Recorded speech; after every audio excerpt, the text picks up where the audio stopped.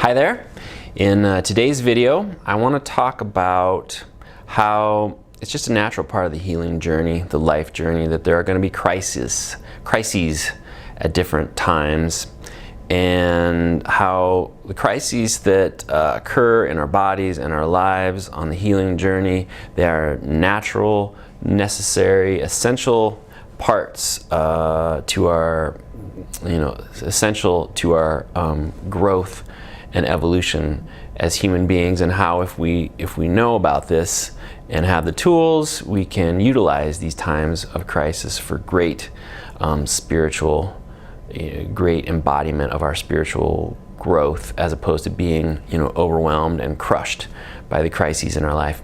I'm Jay Eaker from the BioSoul Integration Center in Louisville, Colorado, and I help soul-led people to embody their soul's gifts and their soul's essence so they can share those gifts with the planet and live their purpose out on the planet. Because we all need you to do what it is that to do your thing, to do what it is that you came here to do. So if you could please like this video, share it, please comment if you have any questions.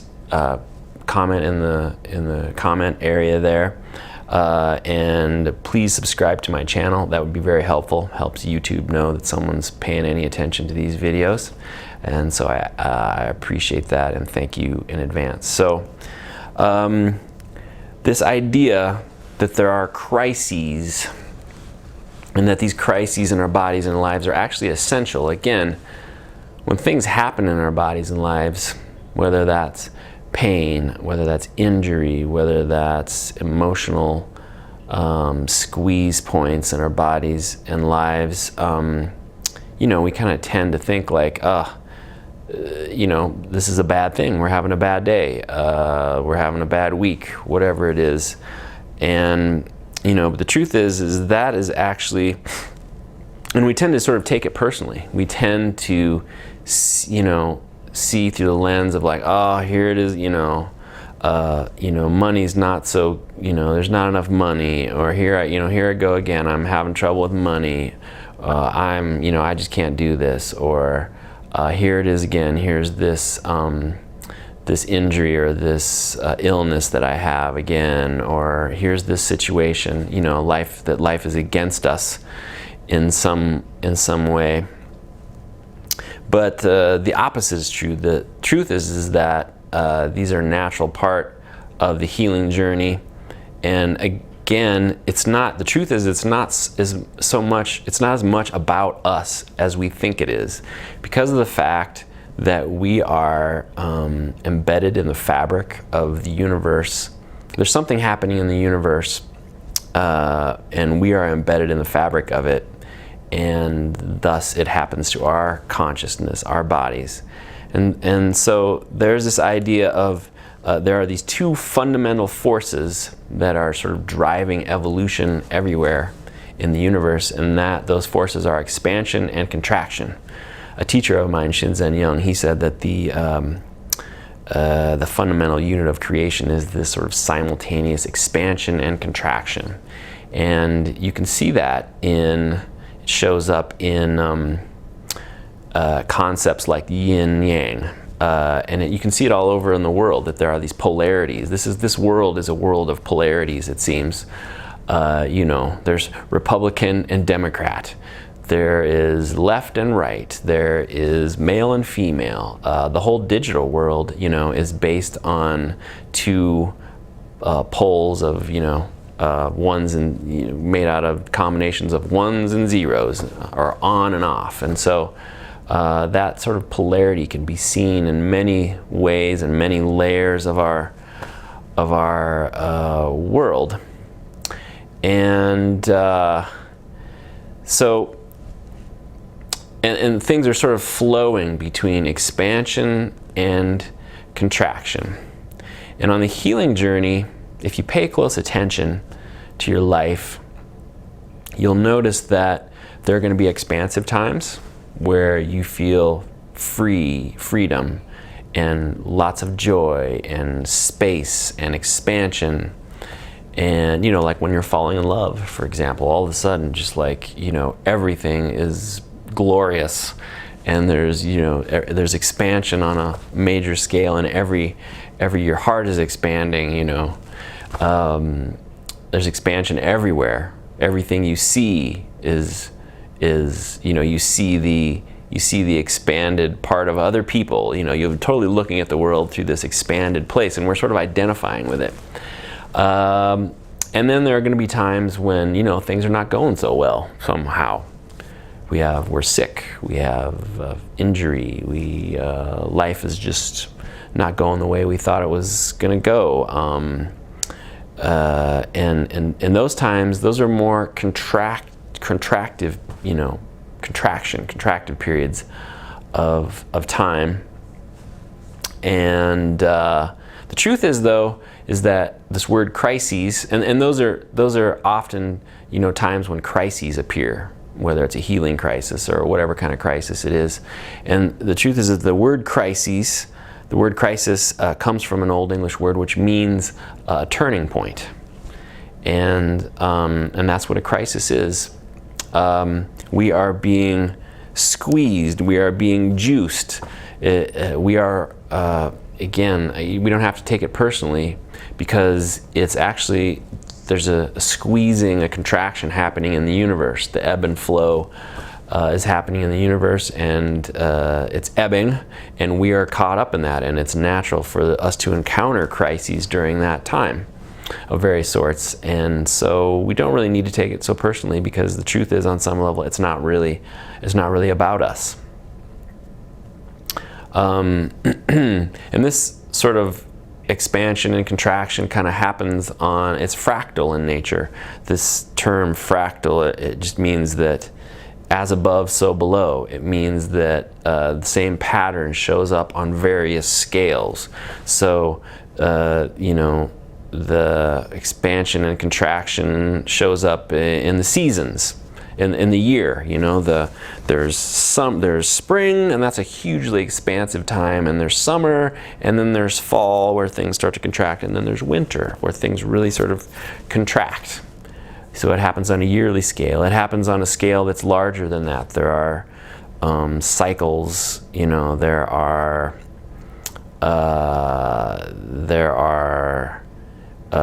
you know, famous 26,000 year cycles. There are cycles that are, you know, millions of years cycles that you can see when they look at, you know, when they look at cross sections of Antarctic ice or whatever. You know, they can see cycles in the weather that have happened over the course of, you know, thousands or hundreds of thousands or millions of years. And so there are cycles on that scale. There are cycles on a monthly scale, of course. Every month the moon, you know, goes through its cycle. And there are weekly cycles, there are daily cycles.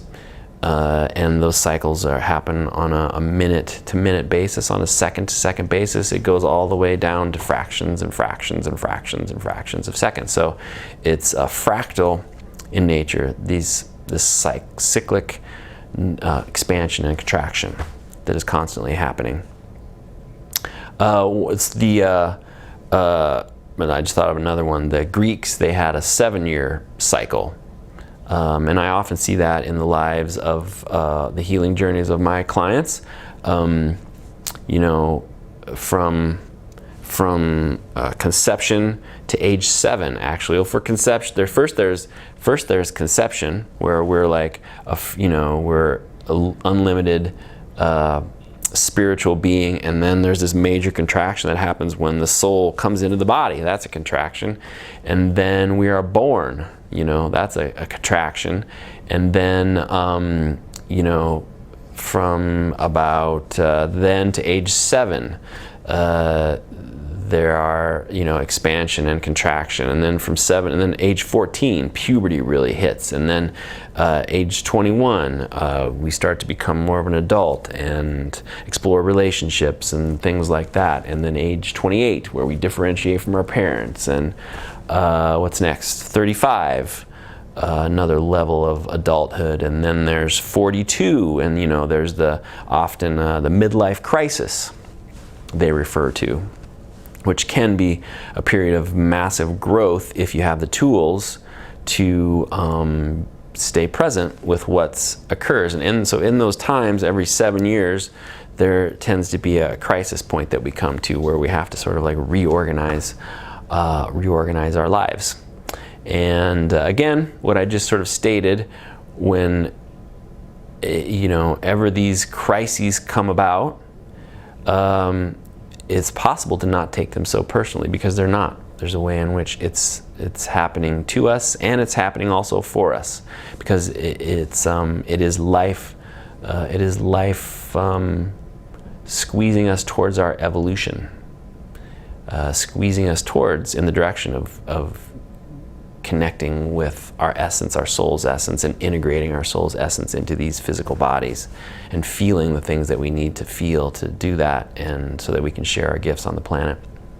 And the key to integrating that is presence. Presence being a combination of attention, so being able to hold our attention on what's happening, especially the physical sensations when a crisis comes about. If we get lost in our mind and in thinking, it just tends to perpetuate the problematic nature of a crisis. But if we can let our attention rest on the sensations in our body, there's a way in which we sort of get in sync with the way that life, with the way that the universe is massaging us. That there's a massage happening. Just like a massage that you might get here in Boulder somewhere, a deep tissue massage where they're like breaking up the adhesions in the connective tissue. Well, often life is sort of squeezing us and breaking up the adhesions that are happening, that have happened in our body, mind, and in our psyche, and sort of squeezing our shadow to this, asking us to come into relationship with our shadow, And so presence is attention, being able to bring your attention to what's happening, and then also adding kindness, or adding your heart to that. So kind attention, being able to see and feel and experience uncomfortable things, the things that might be uncomfortable, through the lens of and the sensations through the lens of your heart. And then there's a way in which, and actually going towards them, actually inviting them into your heart, seeing them through the lens of love, seeing these uncomfortable things through the lens of love. And when that's the case, it will sort of maximize the tendency for these contractive periods, for these crises, to squeeze the juice out of us, to squeeze the good stuff out of us. And that's kind of the foundation of the work that I'm doing here at the BioSoul Integration Center. So if you have found this interesting or useful, please like it, please share it, please pass it along, and I look forward to helping you express more life. Have a great day.